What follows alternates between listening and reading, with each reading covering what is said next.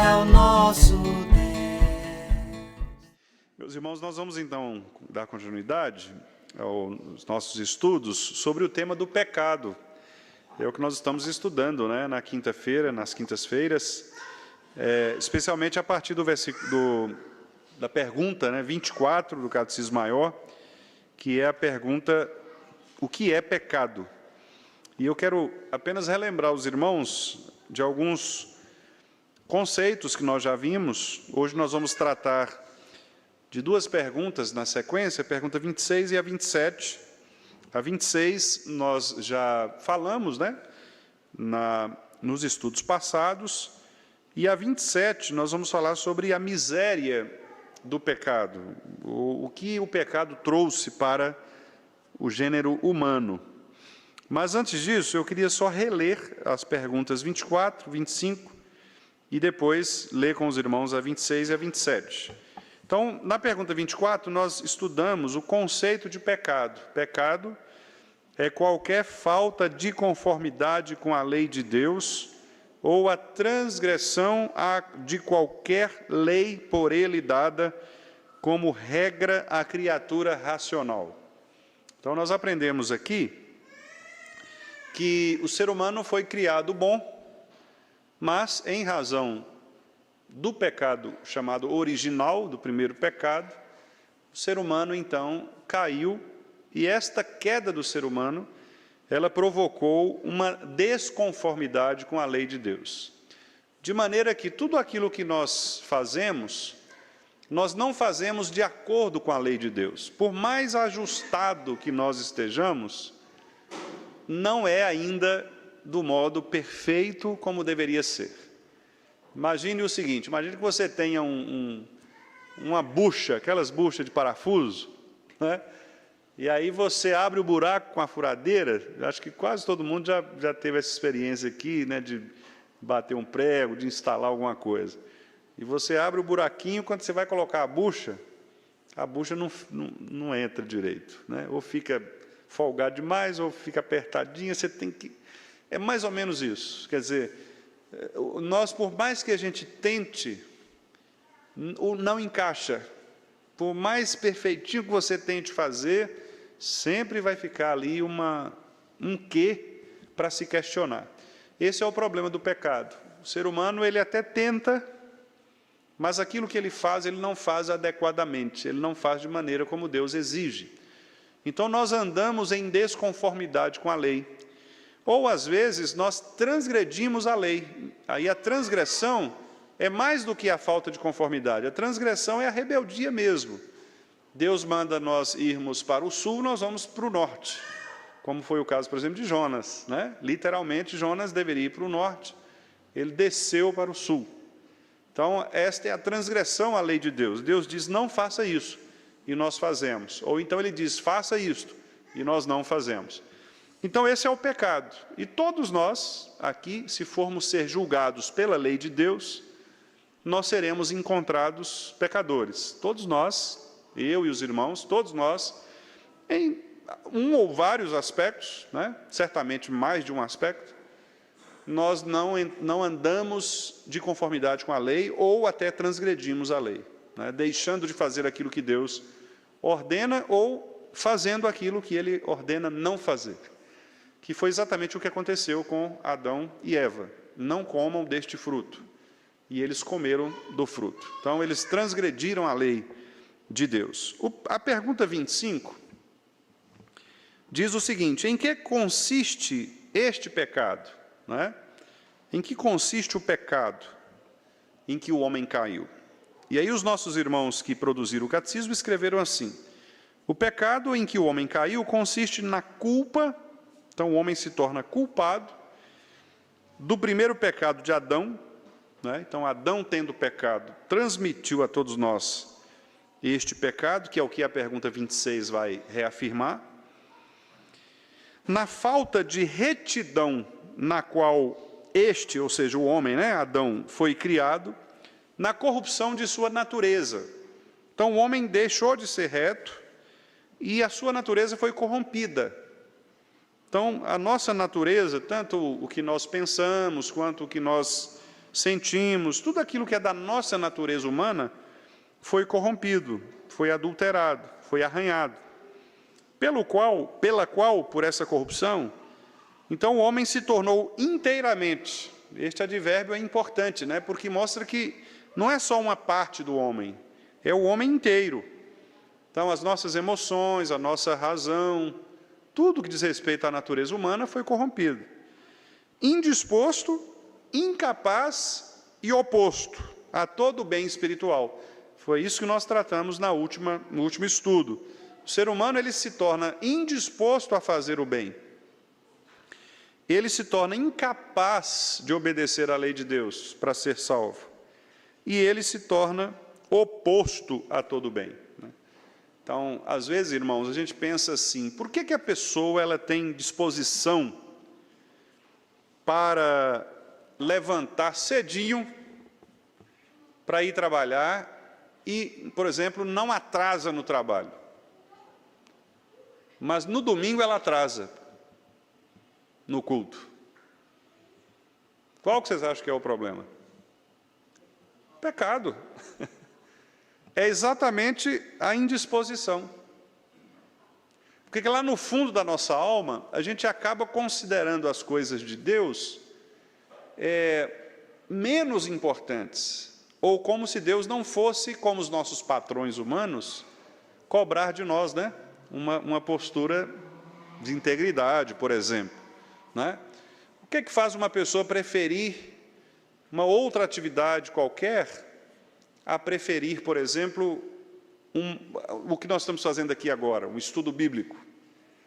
Né? O que é mais importante do que estudar a Bíblia? Exceto, obviamente, nos casos, né, em que alguns irmãos precisam trabalhar, ou às vezes o horário de trabalho, né, ou enfermidade, etc. Mas em situações normais, que a pessoa está em casa lá, assim, né? Como a gente costuma dizer, de pernas para o ar. O que é mais importante? Então, vocês podem perceber que essa é uma questão da nossa natureza. Nós somos inclinados pela nossa natureza a uma indisposição, certo?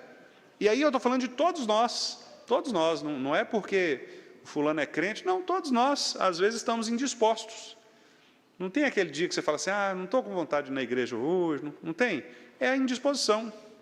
Se nós amássemos a Deus, como a Bíblia diz, né? Amar a Deus sobre todas as coisas, nós amaríamos a Deus, inclusive, sobre o nosso próprio cansaço. Então, a gente viria, nem que fosse arrastado, mas a gente viria. Só que a gente sabe que, no fundo, o nosso coração ele é enganoso. Então, foi aquela resposta que o rapaz deu para Jesus, né? Quando ele falou assim, Jesus falou, o que eu posso fazer para ser salvo? Jesus falou, só você cumprir os mandamentos. Quais são? Amar a Deus sobre todas as coisas e o próximo como a ti mesmo. Aí ele falou assim, isso aí eu faço desde criança, né? Quer dizer, como se fosse fácil amar a Deus sobre todas as coisas. E não é, nós sabemos que não é, porque o nosso coração ele se inclina para outras coisas, não é verdade?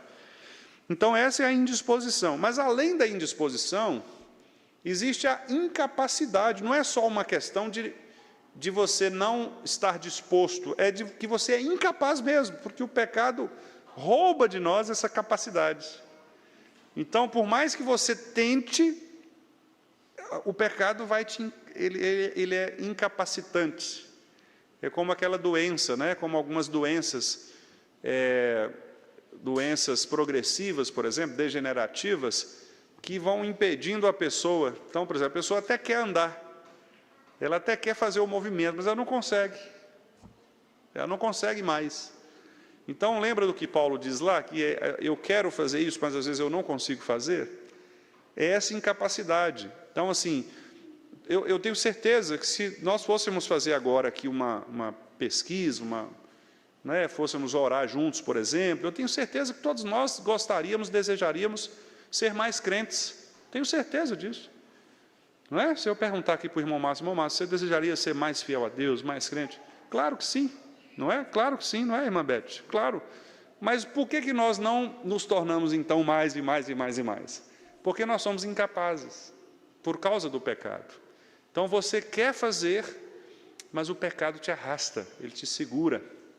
Por isso que ele citou os Hebreus, diz lá que nós deveríamos nos eliminar, né, esse pecado que tenazmente nos assedia, esse peso que anda com a gente. Porque você quer fazer, você quer ser um crente melhor, você quer ser mais fiel, você quer buscar a Deus, você quer se arrepender, mas alguma coisa impede, não é assim? É o pecado, nós nos tornamos incapazes, não é? Os regenerados, os que são salvos em Cristo, recebem de Cristo a capacidade de lutarem contra isso. Então é por isso que nós crentes, mesmo que o pecado nos faça incapazes, nós ainda conseguimos lutar. Por quê? Como diz Paulo lá em Efésios, movidos pela força do poder de Deus. Então a graça, ela é capacitante. É o que Paulo escreve em Romanos 6, onde abundou o pecado, a graça foi mais abundante. Então, o pecado, ele te puxa para trás, a graça te empurra para frente. É essa luta. Então, você está aqui correndo, né? A carreira que nos está proposta, mas você tem é como aqueles jogadores que fazem treinamento de velocidade, de resistência, que amarram uma fita, né? Uma borracha, né, Lucas? Você amarra aqui, ó, e aí o cara vai tentando sair fora ali, não é? E está aqui. O pecado é como se fosse aquela fita, né? aquela amarra, e você está correndo pela graça para frente. Então, essa é a nossa luta diária, né?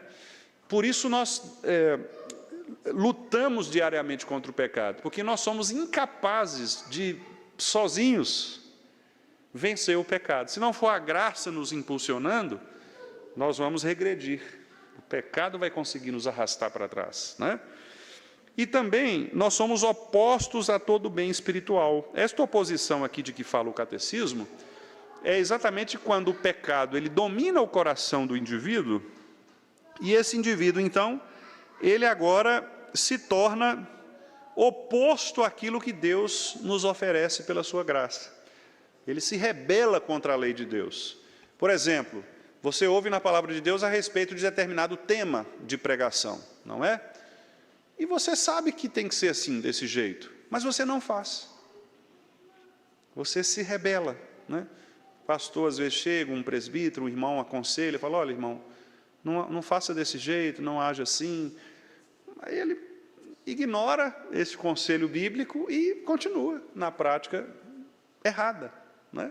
O que é isso? É uma indisposição, uma incapacidade e, ao mesmo tempo, uma oposição, uma rebeldia à lei de Deus.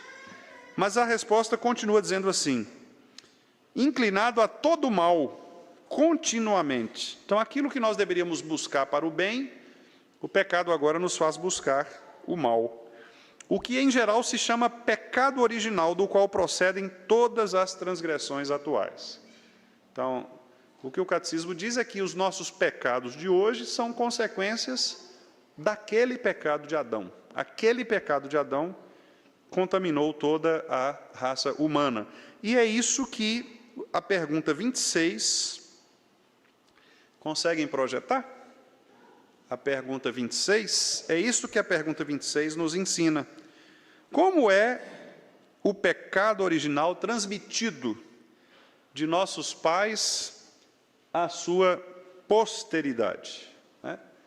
Então, o pecado original é transmitido de nossos primeiros pais, Adão e Eva, à sua posteridade, né, aos demais seres humanos, por geração natural. Então, pelo simples fato de nós sermos seres humanos, termos o mesmo DNA, né, humano, nós somos contaminados pelo pecado. De maneira que todos os que assim procedem deles são concebidos e nascem em pecado. Concebidos e nascem. Então, a criancinha que está no ventre materno, ela já é naturalmente contaminada pelo pecado original. Não há na Bíblia a ideia de neutralidade espiritual.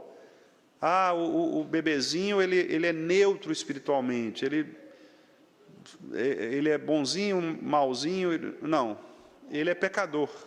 Já no seu nascimento, na sua concepção, melhor dizendo, e no seu nascimento ele já revela, né, movimentos de pecaminosidade. E aí nós temos dois textos. Eu queria convidar os irmãos para a gente ler esses dois textos.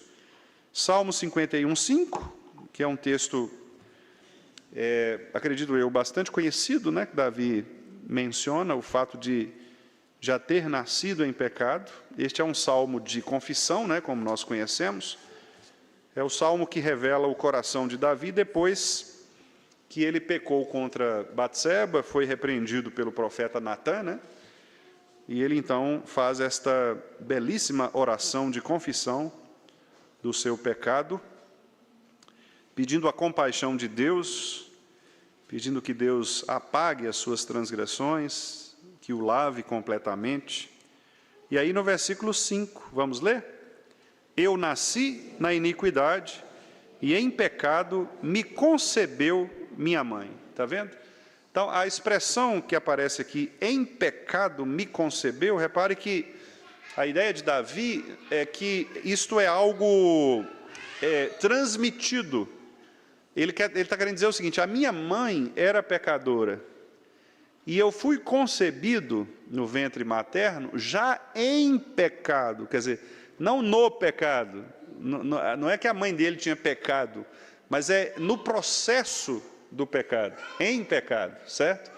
Então essa preposição ajuda, porque Davi está dizendo, o processo de minha formação já foi um processo pecaminoso, porque isso vem de uma geração natural, né? Vamos ver João 3:6. Evangelho de João 3:6.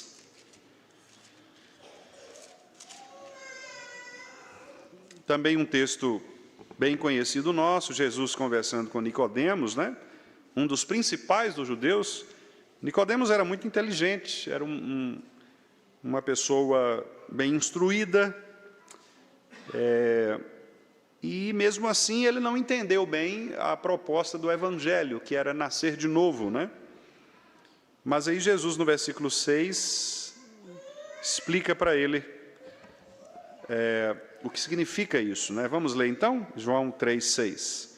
O que é nascido da carne é carne, e o que é nascido do Espírito é Espírito. Então, o que Jesus está fazendo aqui é o seguinte, olha, o nascimento carnal é carnal, né? Ou seja, se você é ser humano, você é ser humano. Tudo que diz respeito ao ser humano está em você. Então, se você foi concebido em pecado, você carrega o pecado, né? Você tem o DNA do ser humano. Agora, se você nasce no Espírito, com letra maiúscula, que é o Espírito Santo, você se torna espírito, no sentido de um ser espiritual. Então, por isso nós temos estas duas naturezas, que são as duas naturezas que pertencem ao próprio Cristo, né? O Cristo humano, mas o Cristo também divino. E esse Cristo, essas duas naturezas, embora nós não sejamos divinos, né, como o Cristo, mas pela divindade de Cristo, pelo Espírito de Cristo, que é divino, nós nos tornamos espirituais. Então, nós somos seres humanos, carnais, mas em Cristo nós nos tornamos espirituais. É isso que significa, então, nascer de novo. Não é que você vai voltar para a barriga de sua mãe e nascer, né, como criança. Você vai permanecer carne, permanecer ser humano, mas o seu espírito, o seu interior vai ser renovado, vai nascer de novo, regenerado, né? Nascer de novo, pelo poder do Espírito de Cristo, né? Então, irmãos, não há como nós escaparmos desta realidade de que todo ser humano foi gerado e é gerado em pecado. Então, você pode olhar para a criancinha mais fofinha, né, que você conhecer ou imaginar, ela já está em pecado. O processo é, em pecado me concebeu minha mãe. A menos que Cristo alcance aquele coração, aquele interior, aquele ser, ela permanecerá pecadora, né? E a pergunta 27, vou pedir aí o Rafa para projetar também a 27. A 27 vai dizer o seguinte: qual é essa miséria que a queda trouxe sobre o gênero humano, né? Então, o que aconteceu conosco mesmo, de verdade? Por que nós nos tornamos miseráveis, né?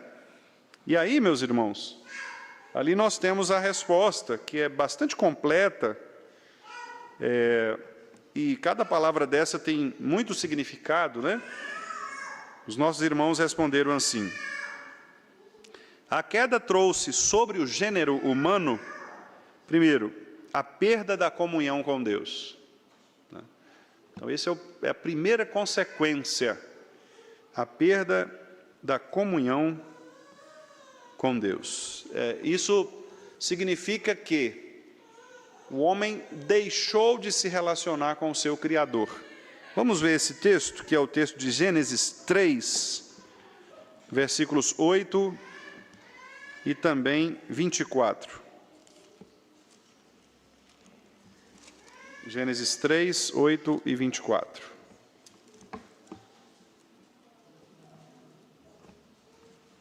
O homem perdeu a sua comunhão com Deus.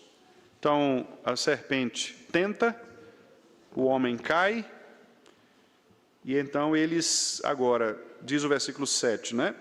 Percebendo que estavam nus, fizeram as roupas, né? E aí o versículo 8, vamos ler juntos? Quando ouviram a voz do Senhor Deus, que andava no jardim pela viração do dia, esconderam-se da presença do Senhor Deus, o homem e sua mulher, por entre as árvores do jardim. Então veja, essa atitude de se esconder é uma atitude de fugir da presença de Deus. E isso todo ser humano faz, né? Todo ser humano faz, porque, como eu disse aos irmãos algumas vezes, você pode perceber que geralmente quando uma pessoa está em pecado, com algum pecado específico, especialmente se é um pecado público, né, que traz consequências públicas, uma das primeiras coisas que ele faz é fugir. Ele vai se afastando da igreja, ele corta o relacionamento com as pessoas da igreja, porque a presença de Deus, ela de certa maneira, atrapalha, entre aspas, a execução do pecado. O crente, quando ele é crente de verdade, ele se incomoda, ele peca, mas ele peca sabendo que Deus está olhando para ele. É aquele negócio meio escondido. Pode não ter ninguém, humanamente falando, né? Mas ele sabe que Deus está ali, então ele tenta fugir. Foi o que Adão e Eva fizeram. A primeira coisa que eles fizeram foi perder a comunhão. Eles se esconderam. Quando uma criança ela faz alguma lambança em casa, né? O que ela faz? Geralmente ela corre, foge, esconde, tenta esconder o mal feito, não é? Porque essa é a tendência do ser humano, é esconder, né? A fuga. 24 agora, vamos ler, aí mesmo em Gênesis 3. Gênesis 3, 24, vamos lá. E expulso o homem, colocou querubins ao oriente do jardim do Éden, e o refulgir de uma espada que se revolvia para guardar o caminho da árvore da vida. Então o homem foi expulso, né, por Deus. E uma vez expulso por Deus, o homem então perdeu a sua capacidade de comunhão com o Senhor.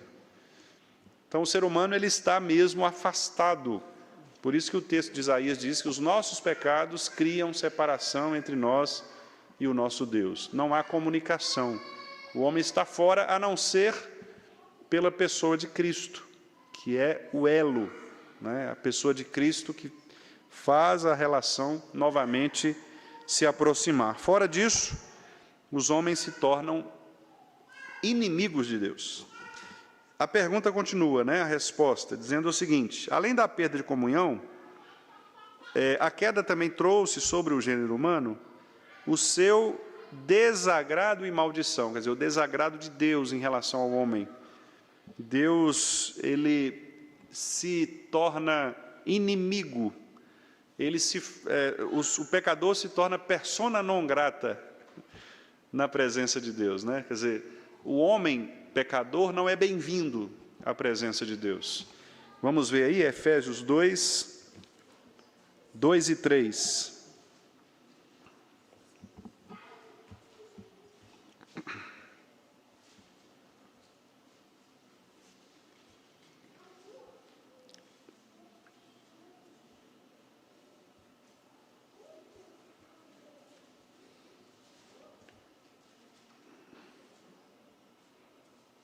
Efésios 2,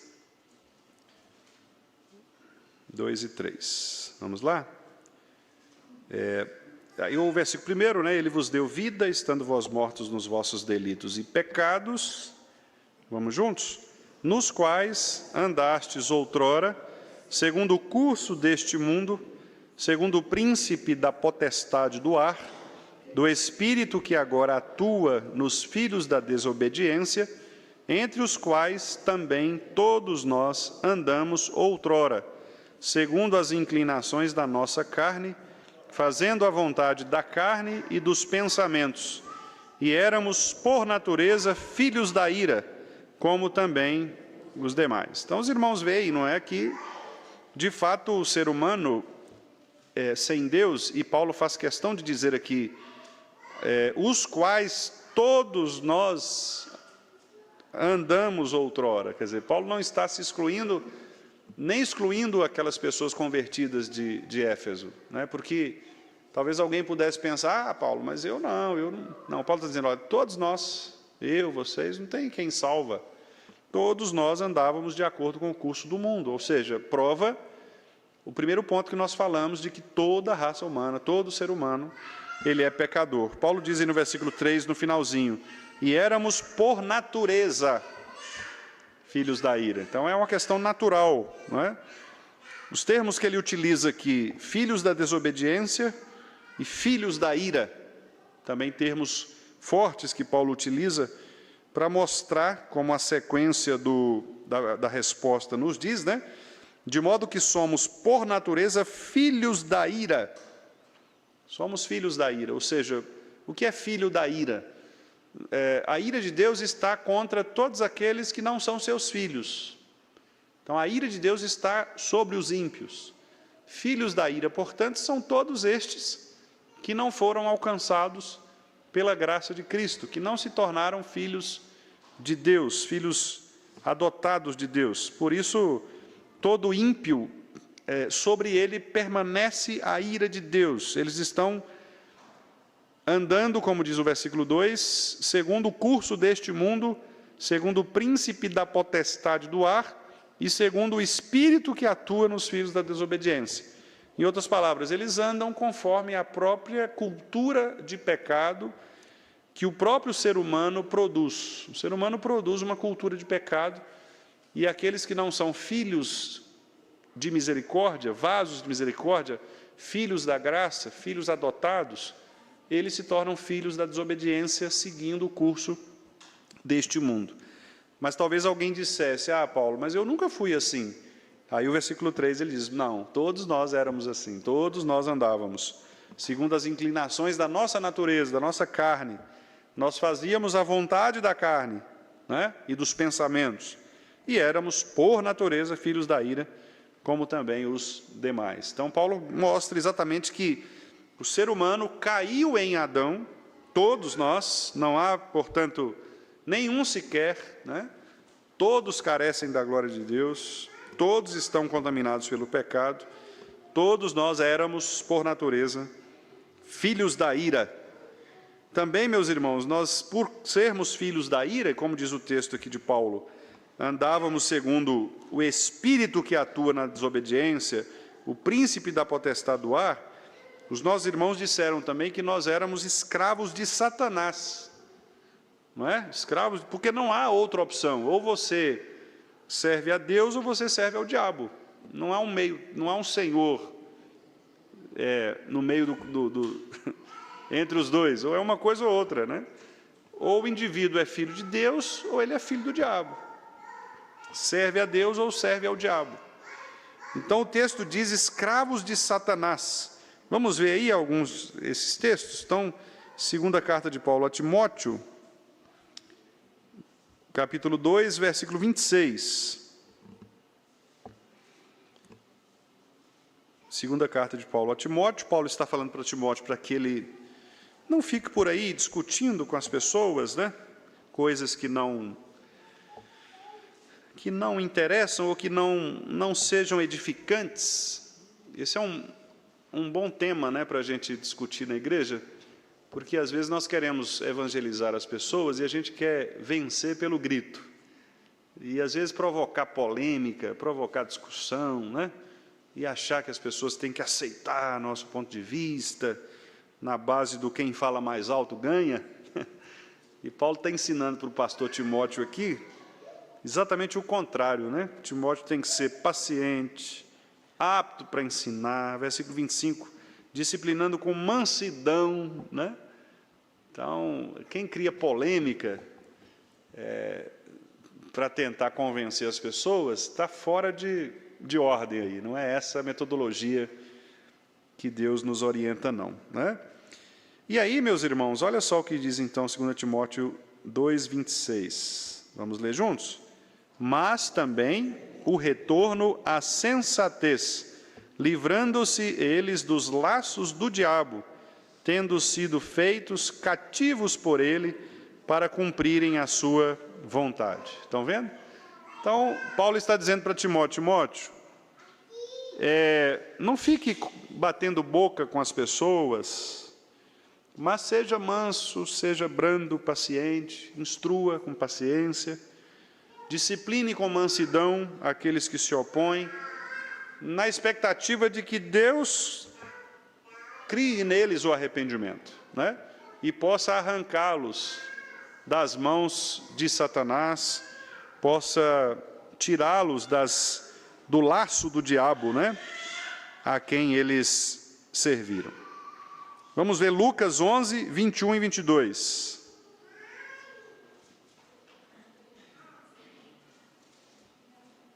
Lucas 11, 21.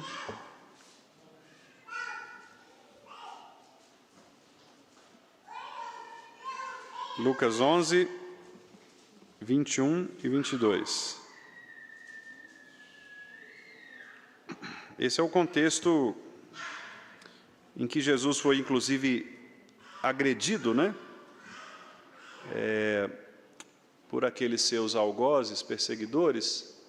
Alguns disseram que ele era, inclusive, servia a Belzebu, né? Que era um tipo de Deus, o chamado Senhor das Moscas, né?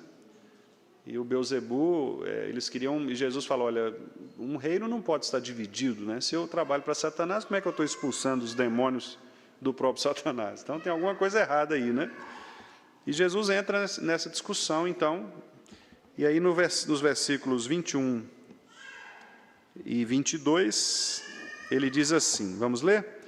Quando o valente, bem armado, guarda a sua própria casa, ficam em segurança todos os seus bens.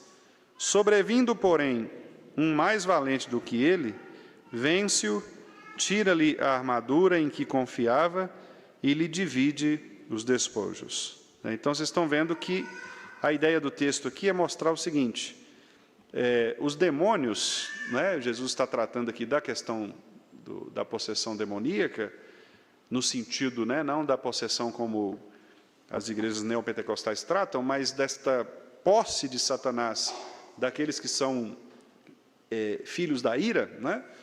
Satanás domina o coração dessas pessoas. Essas pessoas servem a Satanás. E se Cristo não vier e resgatar essas pessoas da escravidão de Satanás, elas permanecerão servindo a Satanás. E cada vez mais, Satanás se apropriará delas, né? De modo que elas agirão mais e mais contra a vontade de Deus.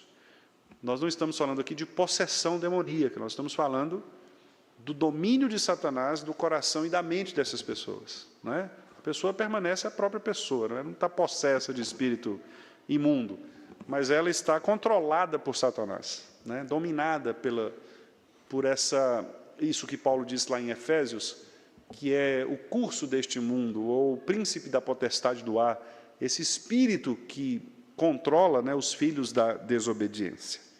Vamos ver Hebreus 2,14. Hebreus 2,14.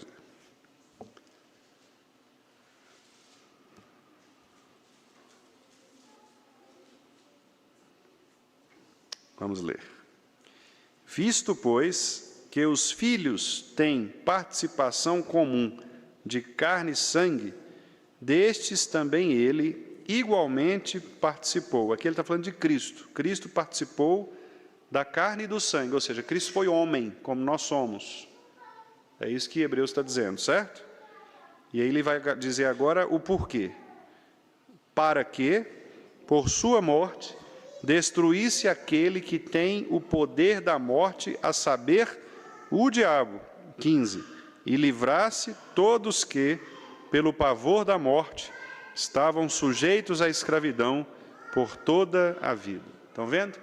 Então, o escritor aos Hebreus está dizendo que Cristo, ele veio como homem, né? Ele participou de carne e sangue, ou seja, ele veio como homem, para que pudesse, por sua morte, como homem, destruir o poder da morte. Tem um livro de um puritano, John Owen, que é um clássico, e o título do livro é muito curioso, é A Morte da Morte na Morte de Cristo. A morte da morte na morte de Cristo, ou seja, Cristo matou a morte na sua morte. Quando ele morreu, ele matou a morte, né? Por isso que Paulo diz lá em 1 Coríntios que o último inimigo a ser vencido é a morte. Porque a morte é o quê? O salário do pecado. É o resultado do pecado. Se Cristo venceu a morte e matou a morte, portanto, a morte não pode mais nos matar. Quem está em Cristo. Então, nós morremos fisicamente neste mundo, mas nós sabemos que a nossa morte física não é uma morte eterna. O nosso corpo aguarda a ressurreição, não é assim? Para que ele possa ser transformado. Então, na verdade, nós não morreremos. Certo? Por isso que Jesus fala, quem crê em mim, ainda que morra, viverá. Quer dizer, a ideia de Jesus é, vocês não vão morrer. É só uma passagem, é só uma virada de chave ali, né? Mas vocês não vão morrer, no sentido de que ele morreu, né? A morte da destruição. Então, é muito interessante esse tema, né? Então, de fato, a morte ela já não mais deveria assustar os crentes. Muito embora seja um tema difícil, muito embora seja um tema angustiante para nós, mas, de fato, a morte não deveria mais nos assustar, né? Porque Cristo venceu a morte. E ele venceu a morte, como diz aqui o escritor, para nos livrar do poder daquele que tem poder da morte, que é Satanás, que é o diabo. E livrasse todos, né? Aqueles que pelo pavor da morte estavam sujeitos à escravidão. Então, Cristo vem e ele tira o aguilhão, né? Que é o ferrão, que é exatamente a morte, né? Então ele tira. É como se nós tirássemos o veneno de uma cobra cascavel, né? Você tira o veneno e deixa ela lá passeando, você já não teme mais, porque ela não é mais capaz de te matar. Então, é isso, Cristo tira aquilo que poderia nos matar, né? Também, meus irmãos, diz a pergunta, a resposta, que nós fomos, então, nós perdemos a comunhão com Deus, né? Fomos expulsos, não há mais relação. Deus, ele agora se torna totalmente desagradável, ou seja, ele vê o pecador com desagrado, com repulsa.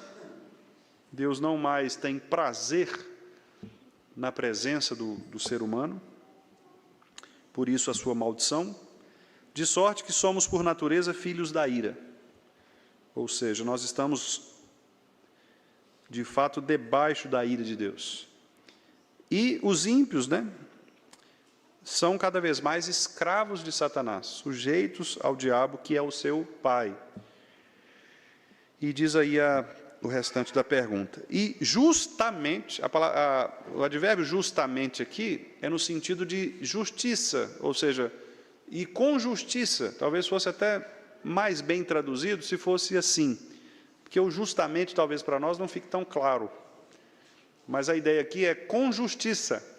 Com justiça, esses foram expostos a todas as punições, ou seja, as penas que o ser humano recebe são justas. Não há injustiça da parte de Deus quando Deus condena o pecador, porque o pecador caiu por si mesmo, certo? E tendo caído por si mesmo, ele quebra a sua relação com Deus e por isso ele recebe a justa punição do seu erro. Então, ele recebe esta punição neste mundo e no mundo vindouro. Nas próximas quintas-feiras, nós vamos trabalhar exatamente estes dois aspectos. Quais são as punições neste mundo, que é a pergunta 28, e quais são as punições do mundo vindouro, que é a pergunta 29. Né? Mas o certo é, haverá punição. O homem não passará ileso. Então, Asaf, lá no Salmo 73, quando ele via os ímpios prosperando e ficou chateado com aquilo, Deus falou assim, não, rapaz, calma, não é assim. Fica tranquilo, porque na hora certa, os justos serão exaltados e os ímpios serão punidos. Então, por mais que a festa, que a farra da impiedade aconteça agora, não é? Embora eles já estejam sendo punidos neste mundo, nós é que às vezes não percebemos tanto, mas nós vamos ver na pergunta 28, que há punições em relação ao pecado, já acontecendo agora, né? Mas nós ficamos assim um pouco, às vezes até indignados, achando que Deus está sendo injusto. E Deus está dizendo, calma, haverá uma punição séria, severa, eterna. Não é? O justo não ficará desamparado, e o ímpio não será inocentado. Não é? Deus aplicará a sua justiça. Vamos ver esses textos? Então, Lamentações,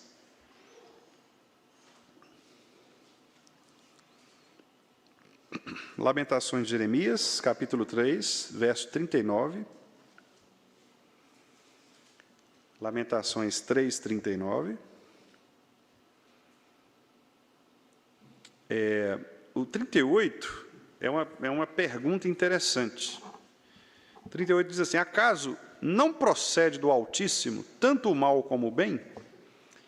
Aqui não é no sentido de que Deus é o criador do mal, não. Aqui é no sentido de que Deus ele traz tanto aquilo que é a punição, o castigo, não é? Para a desobediência, quanto as bênçãos, a maldição e a bênção. Né? Isso procede de Deus. E aí no 39, vamos ler o 39? Por que, pois, se queixa o homem vivente?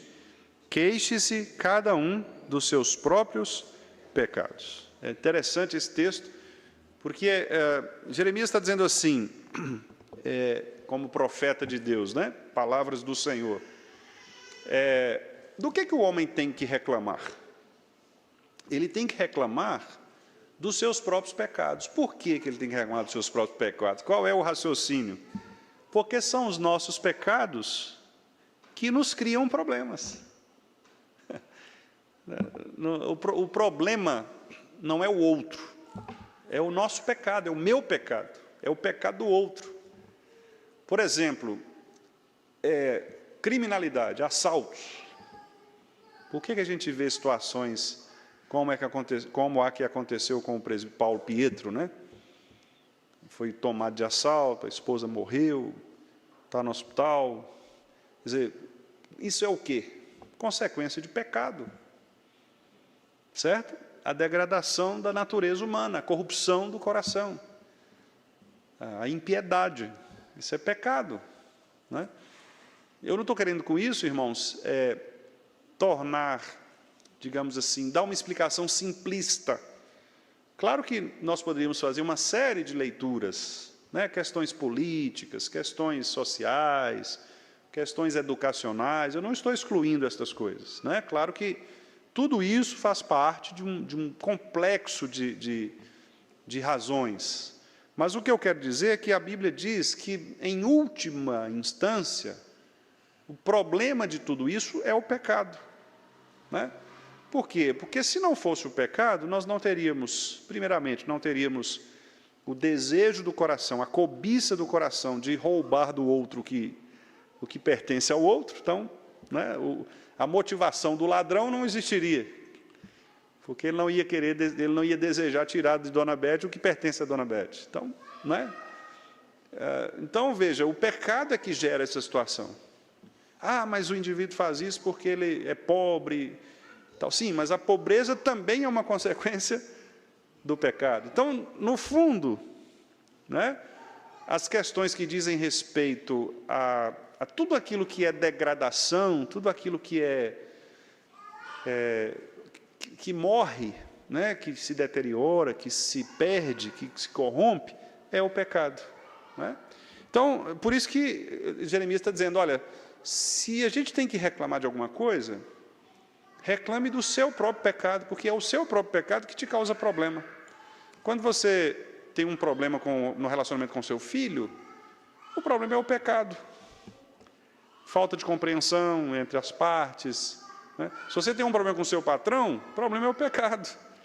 Provavelmente você se considerou mais merecedor de um salário, por exemplo, e você achou que você era melhor do que você é, ou o seu patrão, por outro lado, é um explorador, não te paga o que você merece mesmo, de maneira justa. Quer dizer, no fundo, são relações de pecado, né? Então, se tivermos que queixar, queixemos dos nossos próprios pecados. Eles é que criam problemas para nós. Vamos ver Romanos 6, texto conhecidíssimo nosso, né? Romanos 6, 23.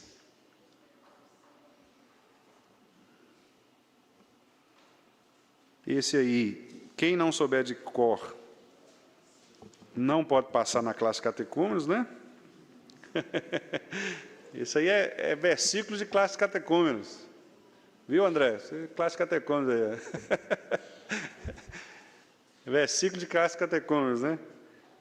Romanos 6, 23. Vamos lá? Porque o salário do pecado é a morte, mas o dom gratuito de Deus é a vida eterna em Cristo Jesus, nosso Senhor. Interessante que Paulo diz, né? Salário do pecado. Salário é uma coisa que se merece. Não é isso? Salário é uma coisa que você ganhou porque você merece. Agora, dom gratuito, e aí ele usa duas palavras, né? Dom é presente. E além de ser um presente, ele ainda acrescenta, é de graça. Quer dizer, você não precisa pagar pelo presente, né? Então ele faz um contraste entre essas duas coisas. A morte é um merecimento. Você merece morrer. Você não merece viver. A vida é um presente, de graça, você não precisa fazer nada, a não ser crer no sacrifício de Cristo, crer na morte de Cristo, porque na morte Cristo matou a morte, né? Então, é isso que Paulo está dizendo. Deus há de punir, o salário do pecado é a morte. Aqueles que não creem em Cristo morrerão eternamente, né? Receberão a punição. Infelizmente, irmãos, as nossas igrejas falam bem pouco hoje sobre isso, né? Sobre inferno, sobre punição, bem pouco.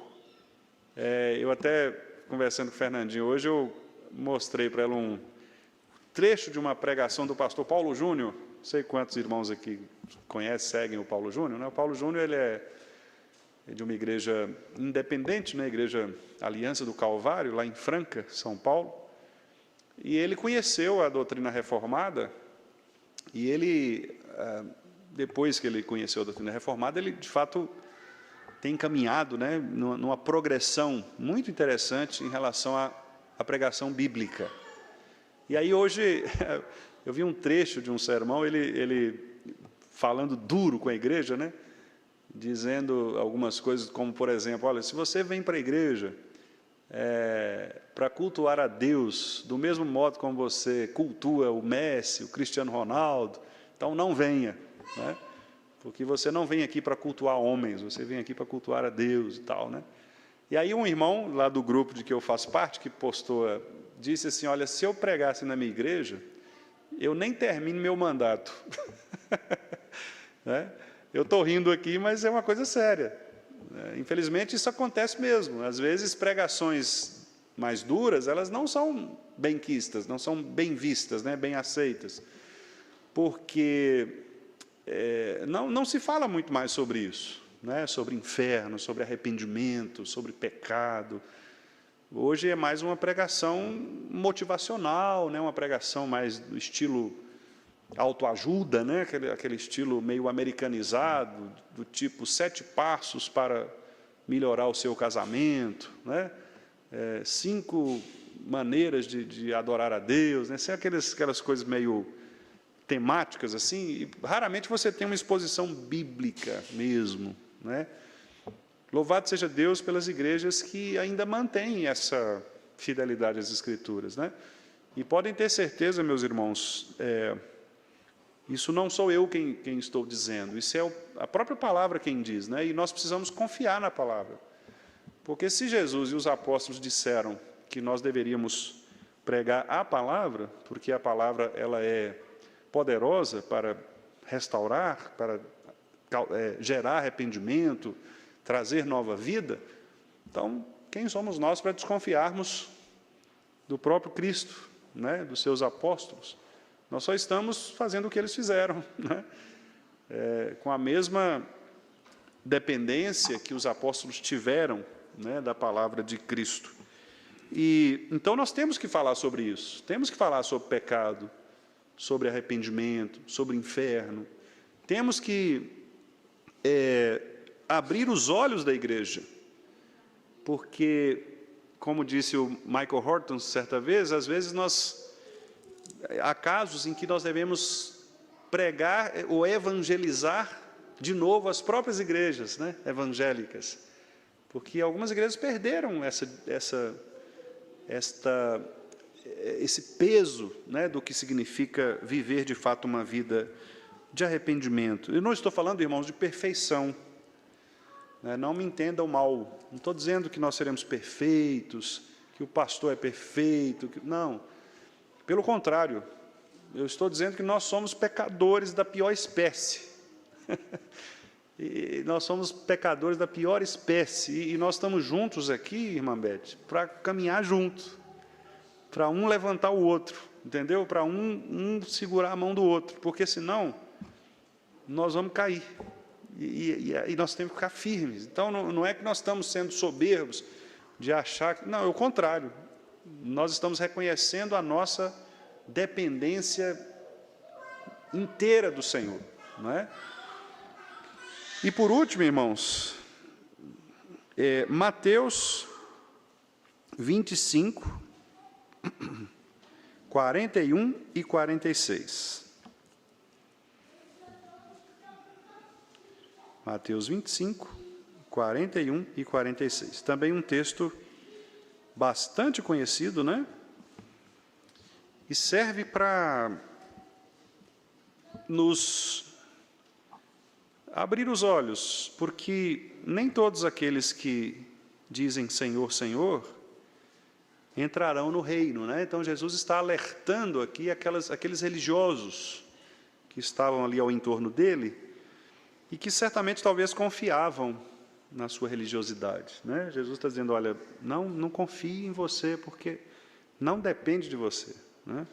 Vamos ver? Mateus 25, 41. Então, o rei dirá também aos que estiverem à sua esquerda, apartai-vos de mim, malditos, para o fogo eterno, preparado para o diabo e seus anjos. Triste, né, irmãos? Então, que Deus nos livre, né, de uma condição assim, né, de talvez vermos pessoas a quem nós chamamos irmãos durante toda a vida, mas estarem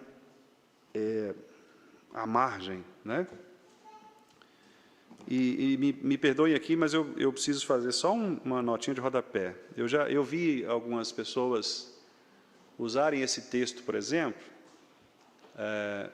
para a questão política, né? Para dizer quem vota na esquerda, são esses aí, né? Então, os da direita são bons, os da esquerda, apartai-vos malditos, né? Claro que não é isso, né, irmãos? Claro, não tem nada a ver, Jesus não tinha nada a ver com isso, né? Pensando nessas questões, até porque na época de Jesus nem existia, né, essa polarização política, né? Esse termo, né, político de esquerda, progressismo, conservadorismo, não existia nada disso, né? Então, por favor, não caiam nessa esparrela aí de usar... Esparrela, tá vendo, seu Vianel? Outro, esparrela, né? Outro termo. Domingo eu falei borocochô, né? Esparrela também.